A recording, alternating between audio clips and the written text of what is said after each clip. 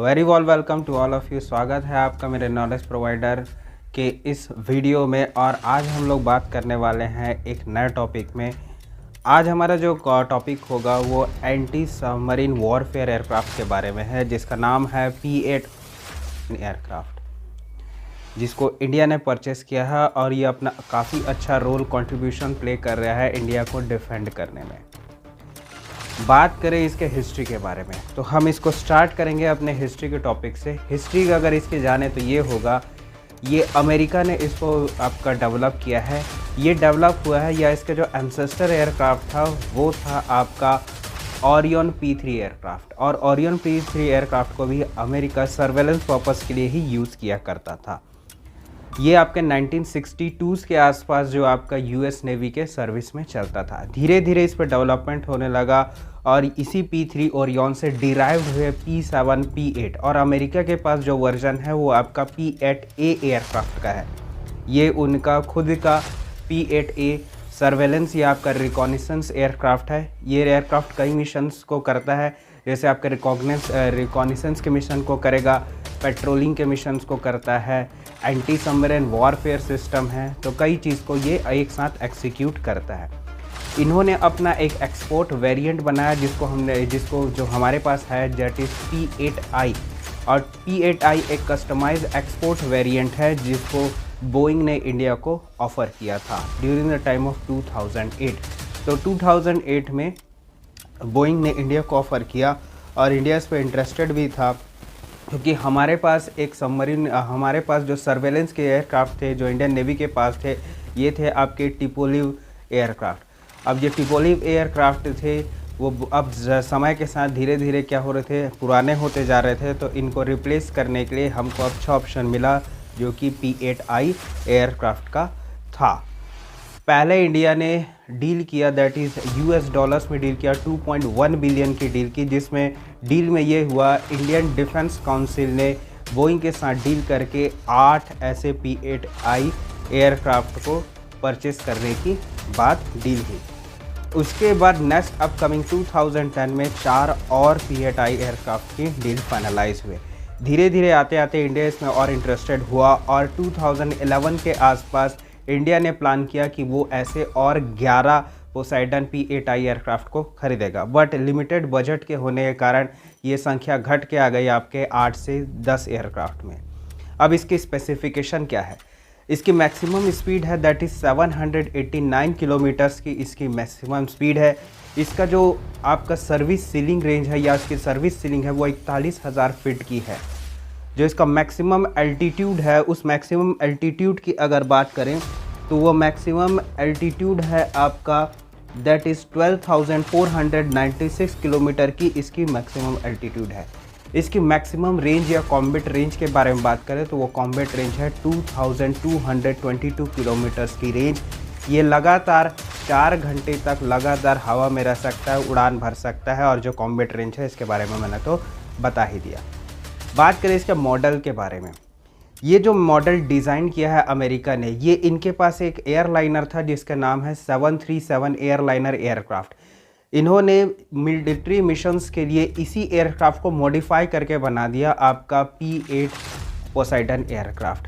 अब इसमें कुछ ऐसे सिस्टम्स को इन्होंने इनबिल्ड किया, ऐसे बड़े बड़े सिस्टम्स को इन्होंने लगाया, ऐसे इफ़ेक्टिव सिस्टम्स को लगाया जिसके कारण इसके पास आ गई सर्वेलेंस कैपेबिलिटी, रिकॉनिसेंस कैपेबिलिटी, और 2010 में तो इसके पास एंटी सबमरीन वॉरफेयर कैपेबिलिटी भी डेवलप हो गई।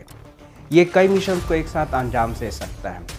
बात करें इसके मॉडल के बारे में तो मॉडल को अगर देखा जाए तो मॉडल में अगर बात करें जो P-8I वर्जन है, इसकी लेंथ है दैट इज़ 39.67 मीटर्स की इसकी लेंथ है। इसके विंग स्पैन की अगर बात करें तो विंग स्पैन है 37.67 मीटर्स की इसकी विंग स्पैन है। हाइट है वो हाइट आपकी 12.83 मीटर्स की इसकी हाइट है। तो ये काफ़ी ज़्यादा एवरेज स्पीड का और बढ़िया एयरक्राफ्ट है। एवरेज इसकी जो अब मॉडल है वो बहुत अच्छा मॉडल है। आगे इसके और स्पेसिफिकेशन की बात करें, इसमें ऐसे क्या क्या सिस्टम्स लगे हुए हैं जिनके जो इसको बहुत ज़्यादा खास बना देते हैं, जो इसको एंटी सबमरीन वॉरफेयर की कैपेबिलिटी करते हैं। स्टार्ट करते हैं इसके पहले एक इंस्ट्रूमेंट से जिसका नाम है MAD। ये है आपका, इसके फुल फॉर्म की अगर बात करें, मैग्नेटिक एनोमली डिटेक्टर। अब ये क्या करता है, ये आपके पोसाइडन एयरक्राफ्ट के जस्ट नीचे में लगा होता है और ये बहुत इम्पॉर्टेंट चीज़ को एग्जीक्यूट करता है। वो है क्या? अर्थ की एक खुद की मैग्नेटिक फील्ड होती है और जब सबमरीन्स ओशन में जब अंदर ही अंदर पानी में चलते हैं तो अर्थ की ये मैग्नेटिक फील्ड कुछ हद तक फ्लक्चुएट होती है, डिस्टर्ब होती है। जो मैग्नेटिक एनोमली डिटेक्टर है जो पोसाइडन के नीचे लगा होता है, वो इस चीज़ को डिटेक्ट कर लेता है, जिससे पता लग जाता है कि किसी लोकेशन में कुछ हलचल हो रही है, कोई मूवमेंट हो रही है। तो मैग्नेटिक फील्ड में जो फ्लक्चुएशन होते हैं उसको ये मैग्नेटिक एनोमली डिटेक्टर पकड़ लेता है, जिसकी वजह से पता चल जाता है किस किस लोकेशन से जो हलचल है ये आपके सबमरीन मूवमेंट हो रही है, जो इसको एक बड़ा एडवांटेज देता है। इसमें दो प्रकार के स्पेसिफिक अपर्चर रेडार लगे हुए हैं। एक है आपका सिंथेटिक अपर्चर रेडार और दूसरे रेडार की बात करें तो वो है आपका inverse synthetic aperture radar. Synthetic aperture radar क्या, इसकी क्या खासियत है? सिंथेटिक अपर्चर रेडार से आपसे ये समझ सकते हैं, ये ऐसे रेस की बीम को छोड़ता है जो अर्थ के सरफेस से या किसी भी सरफेस से टकरा के वापस प्लेन के पास पहुंचती है और एक अच्छा खासा उसमें इमेज आपका क्रिएट कर देती है, जिससे पता लगता है कि नीचे जगह कोई आपको एक स्कैन करने वाली चीज़ है जिसमें पता है। तो नीचे जो भी सरफेस पे दिख रहा है बहुत प्रॉपर सिंथेटिक अपर्चर रेडार से पता लग जाता है। इनवर्स सिंथेटिक अपर्चर रेडार इससे और ज़्यादा एडवांस है। इनवर्स सिंथेटिक अपर्चर रेडार में ये होता है कि जो नीचे कोई भी चीज़, सरफेस पे कोई भी चीज़ मूव कर रही है, आप मूविंग टारगेट को या मूविंग स्पेसिफिक ऑब्जेक्ट को अब लगातार ट्रैक कर सकते हैं, क्योंकि उस मूविंग टारगेट से बीम छोड़ी जाती है और उस मूविंग टारगेट से टकरा के वो बीम वापस आके डिटेक्ट करते रहती है, उसका पता लगाते रहती है। तो इसीलिए इसको बोलते हैं ट्रैकिंग अपर्चर रेडार। तो दो टाइप के स्पेशलाइज्ड अपर्चर रेडार है जो उसको और ज़्यादा कैपेबिलिटी ज़्यादा कैपेबिलिटी देते हैं। बात करें इसके एंटी सबमरीन वॉरफेयर सिस्टम की, ये कैसे डेवलप हुआ। एंटी सबमरीन वॉरफेयर का डिटेक्शन तो इन्होंने सबमरीन को डिटेक्ट करने वाले तो इंस्ट्रूमेंट की मैंने बात कर ली, बट उससे फाइट करने की कैपेबिलिटी ये कैसे है। इसमें लगे होते हैं बैक साइड में आपके वेपन बे लगे होते हैं जो आपके विंग स्पैन से जस्ट नीचे पीछे की ओर होते हैं और इस वेपन बे में टॉर्पीडोज लोड होते हैं और ये टॉर्पीडोज आप देखे होंगे, टॉर्पीडोज ज़्यादातर हैवी होते हैं, तो प्लेन्स में इतने हैवी टॉर्पीडोज को ले जाना लगभग मुश्किल है। तो इसके लिए स्पेशली डिज़ाइन हुए आपके मार्क 54 टॉर्पीडोज को डिज़ाइन किया गया।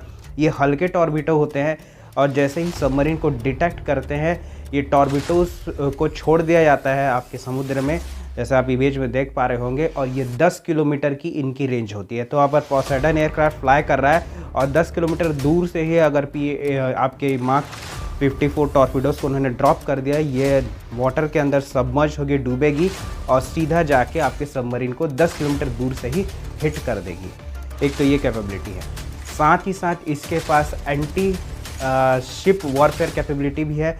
इसके दो हार्ड पॉइंट्स हैं जो आपके विंग्स के इधर साइड और इधर साइड, लेफ्ट और राइट साइड लगे होते हैं।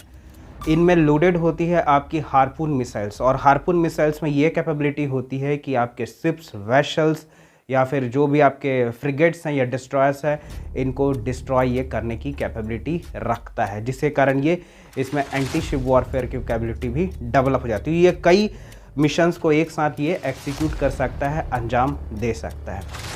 और आगे इसके बारे में बात करें तो इसमें कई और एडवांस सिस्टम लगे होते हैं। इसमें नीचे की ओर आपकी MXHD-20 EOIR टरेट होती है जो रिट्रैक्टेबल होती है।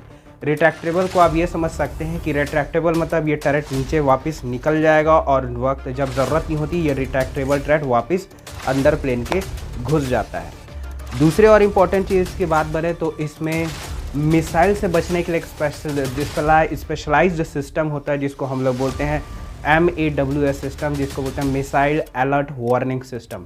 ये missile alert warning system alert कर देता है प्लेन को कि इनके तरफ कोई मिसाइल आ रही है। अब मिसाइल आ रही है तो बचने के लिए भी कोई सिस्टम होना चाहिए। जी हाँ, बचने के लिए भी इनके पास एक सिस्टम होता है, that is CMD system, counter measure dispensing system.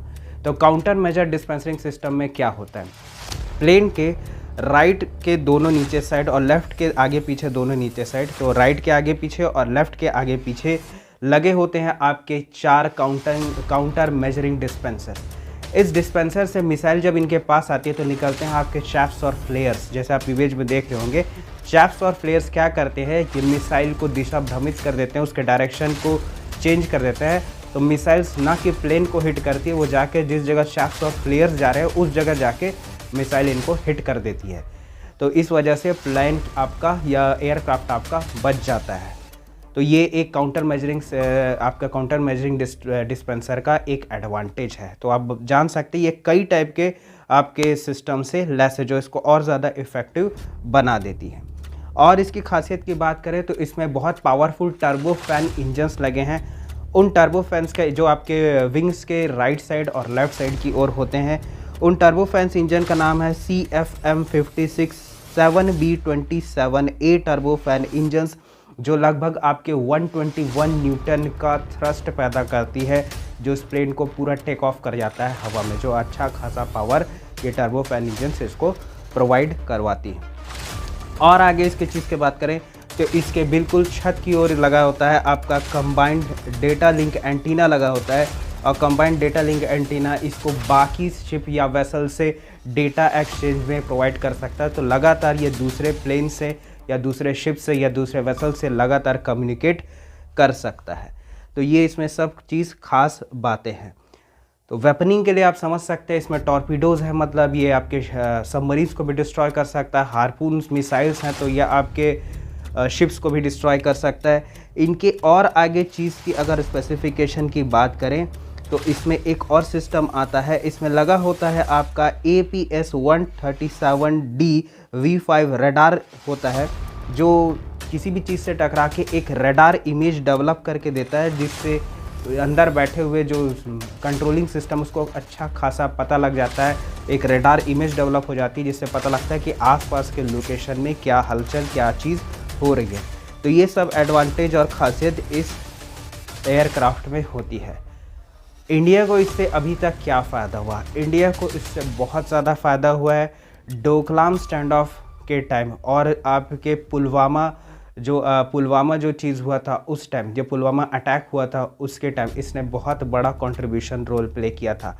Doklam stand of में ये पोसेडर लगातार आपके डोकलाम के आसपास उड़ान भर रही थी और उस जगह की पेट्रोलिंग कर रही थी। पेट्रोलिंग करने से ये पूरे एरिया को प्रॉपर स्कैन कर रहे थे, डिटेक्ट कर रहे थे, जिसके वजह से जो पेट्रोलिंग करने के कारण आसपास जो भी हलचल हो रही है इंडिया के बॉर्डर के आसपास जो डोकलाम के, उसकी पूरी इन्फॉर्मेशन इंडियन आर्मी को एक्सेस हो रही है। तो ये बहुत ज़्यादा इफ़िशिएंट है। पुलवामा अटैक में भी अब इसमें अपना बहुत अच्छा रोल प्ले किया है।